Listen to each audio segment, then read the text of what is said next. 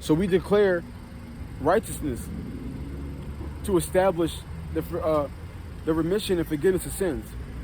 That's established through righteousness. And we know the ultimate righteous thing is what? Being a bigger man, right? Forgiveness and mercy. These are righteous acts, right? Especially towards the enemy, right? Person is your enemy, and you show them mercy. You give them forgiveness, right? These things are super righteous acts, like off the charts, okay? Off the charts. These things are going to get you the most points. It says,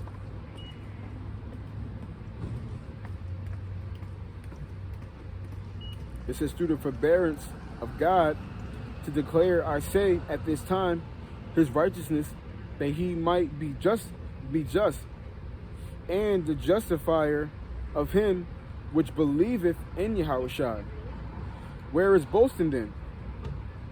It's excluded. By what law? Of works? Nay, but by the law of faith. Okay? So, through this, there is no boasting. How can you boast when it's a gift? Right? It was a gift to even start with. It says,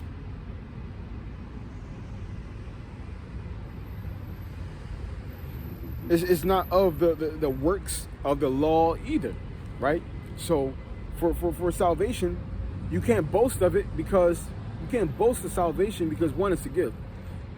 It's nothing that you're doing to get on a road for salvation. So you can't boast on it. Like, person, man, I'm going to get me some salvation. When it comes to salvation, I'm the best. What? How? But wasn't that a gift? Well, yeah, see, it was a gift. You can't boast on a gift, right? It says, and it's not the works of the law either. So it's not based upon the Sabbath. It's not based upon the high holy days, right? It's not based upon sacrifices, right? It's all about love. That's what it's all about, okay? It's all about selflessness, right? Yahushua said on his own mouth that love is going to, paraphrasing, love is going to come over sacrifice, right? The Lord, he's hoping for the love, the mercy, and the forgiveness over sacrifice, over the letter of the law, right? Like, if somebody commits adultery, if you follow out the penalty for committing adultery, right, then you're not pleasing the Father. The Father is pleased when we love, right? When we show mercy, when we show compassion. That's when the Father is pleased. Not when we carry out what the law says to do and if somebody violate, right? Because ultimately, when you go all the way back, the ultimate thing that we do when somebody violates is treat them how we want to be treated by the Father, right? So, if somebody violates and you decide, you know what, the penalty is this, let's come on with it. That's fine. That's fine. The Lord's going to let you come down with that penalty if you want, right? But you just better make sure you have never committed sin. That's why Yahushua told those people, whosoever committed no sin, throw the first stone. Yahushua said, listen, you want to carry out what the law says? Fine. But you better be squeaky clean. Because once you judge by the law, you're going to get judged by the law, right? But if your judgment is through love, then that's how you're going to get judged. If it's through compassion and mercy, that's how you're going to get judged.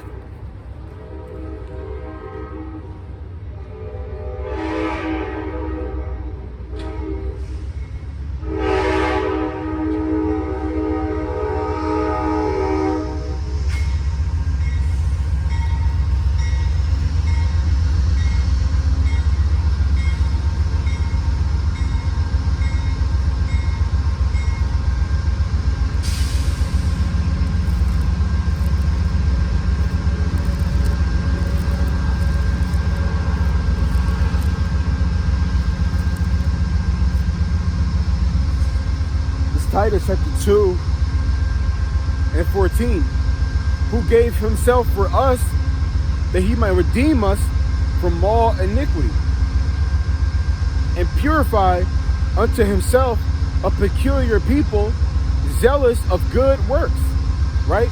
And zealous goes into wanting to spiritually and diligently follow after something, right? So like you're on top of your A game, like LeBron, he's zealous about basketball, right? Michael Vick was zealous about football. Allen Iverson was zealous about basketball, right? And so on and so forth. Well, through Yahweh Shai, right? He's looking for the people who are going to be zealous about good works, which ties into what? That John 4:23, where it says that the Father is seeking the ones who are going to serve him in spirit and in truth, right? He's looking for those people who are going to be zealous about good works, zealous over good works. They're going to diligently and religiously seek after good works. That's going to be their whole MO. That's what they're going to try to promote, right? Good works. It says,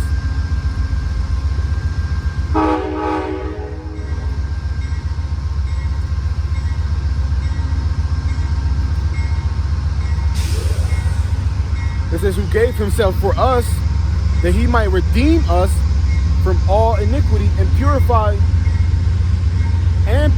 unto himself a peculiar people, right? So Yahweh Shai gave himself to what? So that the believers can be purified, right? So that the believers can be redeemed from iniquity, purified and redeemed from iniquity, right? And how was this done? It wasn't a magic trick, right? It was through him sending the Holy Spirit, giving us the ability to unlock what was right and what was wrong and how to carry it out, right?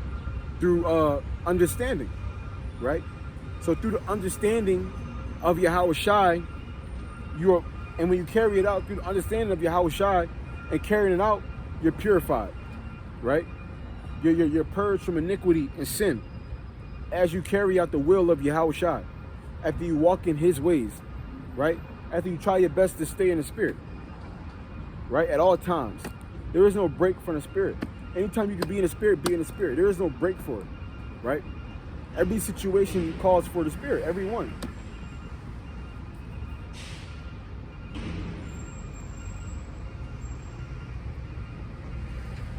It says, these things speak and exhort and rebuke with all authority. Let no man despise thee. So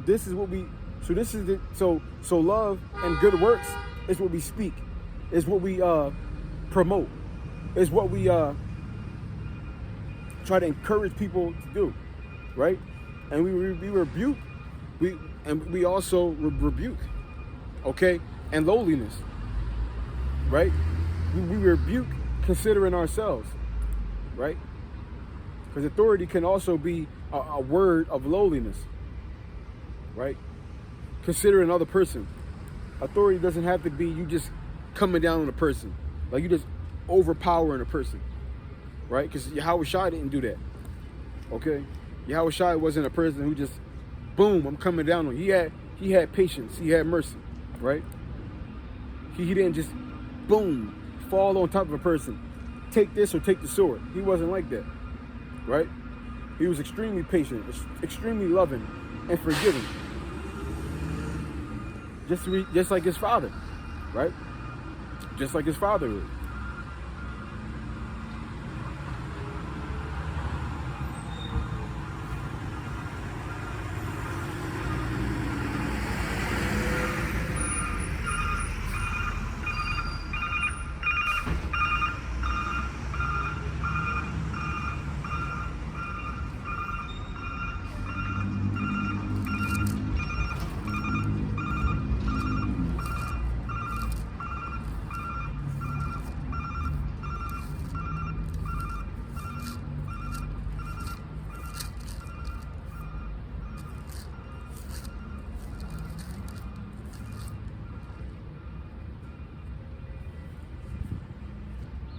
This is 1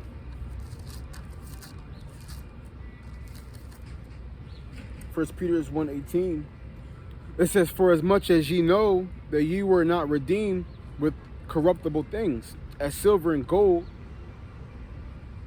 from your vain conversation received by traditions from your fathers, but with the precious blood of Hamashiach, as of the Lamb without blemish and without spot, who verily was foreordained before the foundation of the world, but was manifest in these last times for you, whom by him do believe in Yahweh that raised him up from the dead, and gave him glory, that your Father and hope might be in Yahweh.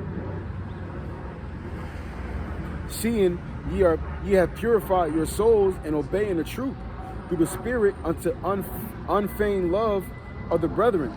See that ye love one another with a pure heart fervently. Okay? So that's how that's another process of being made pure. When we're loving unfervently. When we're loving fervently. Okay? Which is continually, without stopping. Which I just said, we got to continually be in the Spirit. Okay? You're not supposed to take breaks from the Spirit. Right? That's when you turn off and turn on. You're supposed to always want to be loving. That's when you turn off and turn on. Right? Sometimes you get upset and you could fail. But it's not supposed to be something that you're supposed to turn off and turn on at will. Right? If it's going off, it just better be a slip up and a mistake. It better not be on purpose. Right? You better not think to yourself, man, that person did something wrong to me a couple weeks ago, so I'm not going to do something good for him today.